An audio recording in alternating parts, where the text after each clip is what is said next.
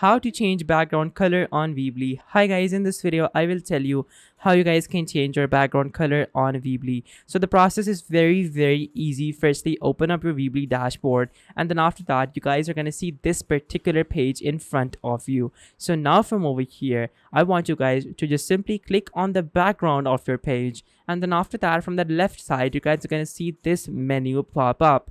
Now from over here, click on customize and then click on background. Now from over here you guys will have the option to change up the background to your own selected color or to a custom color. So the process is that easy, and your background is going to be changed on Weebly. So guys, this is how you can change the background color on Weebly. Now along with changing the background color, you also have many options such as adding in a headline, a tagline, a secondary button, and also so many other options as well. So guys, this was the video. Thank you so much for watching. Take care. Till next time. Goodbye.